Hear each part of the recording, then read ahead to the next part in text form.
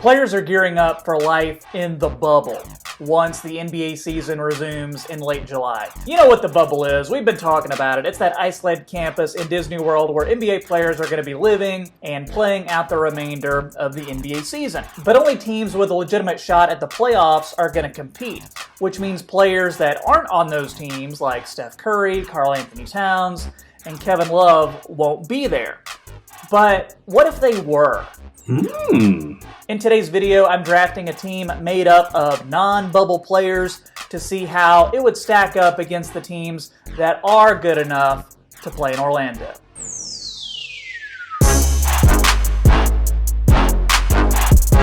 How's it going, everybody? This is Troy, host of the Half Court Report YouTube channel. So for today's video, putting together a roster made up of players from teams that didn't get invited to the NBA bubble. Those teams, of course, the Atlanta Hawks, Cleveland Cavaliers, New York Knicks, always the Knicks, Detroit Pistons, Chicago Bulls, Charlotte Hornets, Minnesota Timberwolves, and the Golden State Warriors. But I've got rules for how this is going to work. Without rules, there's chaos, right? So what I'm doing is I'm not going to take just the best 15 best players from all the non-bubble teams and put them on a team together. So I'm going to have at least one player from each of the non-bubble teams, no more than 2 players, and there's going to be 15 players on this team like a regular NBA team, so there's going to be one team that only has one player selected.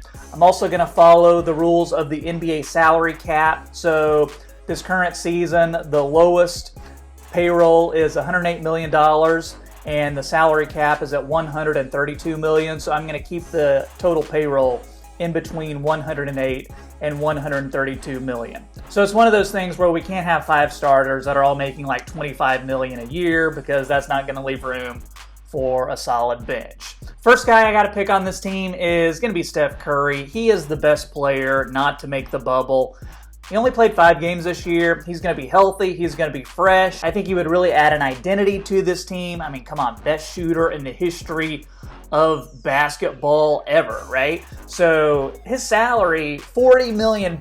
So that's going to leave us, I don't know, not too much wiggle room with a lot of these other players. But you got to have Steph Curry on your team when you get the chance. So Steph is going to be at the point. The next player is going to be Karl-Anthony Towns.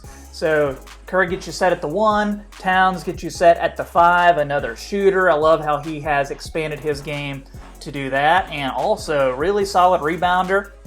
The next player going to be Trae Young. And I know the first thing you're thinking, because when I was putting this team together, I thought the same thing. Really small backcourt when you have Trae and Steph. But, I mean, hey, you've got Kyle Lowry and Fred VanVleet in Toronto, and they've had a small backcourt, and they've been doing fine. The shooting with this backcourt would be unreal, and you gotta pick Trae because relative to his production, his salary is basically nothing. I think this pick is a no-brainer. The biggest hole that we need to fill right now on this team is defense, and we're gonna fill that with the next pick. And that is Draymond Green. So let's add a little defense here, add some championship experience to this team, add some attitude to the team as well, right? So he's going to join that front court with Karl-Anthony Towns. And also, this is the second Golden State Warrior player that we've drafted onto this team. So that means no more Golden State Warriors can be added. So I don't know if you're a big fan of Juan Toscano Anderson. He's not going to make this roster. Sorry. Next up, I'm going to add RJ Barrett of the New York Knicks. So he played the 2 this season, but for this roster, I'm going to slot him into the small forward spot. When you're looking at these non-bubble teams, the small forward spot is really, really tough to fill. So I'm going to put RJ in there. He's going to act as another playmaker. He can shoot the ball a little bit. Really good basketball IQ that would fit in well with guys like Trae Young, Steph Curry. His defense isn't going to blow you away, so I guess Draymond Green is really going to have his hands full in that regard, but we are going to try to flesh that out as we move through this roster. Next up, we're going to have Derrick Rose of the Detroit Pistons. So Derrick is good because he can play the 1, he can play the 2, he can shoot the 3, and the way he's reinvented his game this year, I think would add a lot to what we're trying to create with this roster. And I like how he can play a whole bunch of different lineups with the guys we've already mentioned. Okay, next up, Christian Wood, also of the Detroit Pistons. This is the second Pistons player, so no more Pistons going to be drafted to this team. But he can play the 4, he can play the 5. His three-point shot has really come along this year. He's going to add some defense, so Draymond Green's not going to be the only defender out there. I like how he makes hustle plays, so he can really add and be part of an 8 to 10 man rotation. I like Christian Wood's game. I really like this next pick. It is DeVonte Graham of the Charlotte Hornets, and first player picking from the Hornets. Not a lot to choose from, but did anybody see him having the year that he had, averaging like 20 points a game, salary of just under $1.5 million? And yeah, I know this team is already pretty guard heavy with Steph, Trae, and Rose, and they're all kind of small guards too. But I like this guy. He's more of a shooter than he is a creator, so we're going to slot him mainly in the 2-guard spot. But he and Rose coming off the bench, scoring some points in a hurry. I think that has some potential, right? Next up, going to add Frank NTILIKINA to this team. And I'm still on Frankie Smokes Island. I think this guy has a lot of untapped potential. I've said it before on this channel.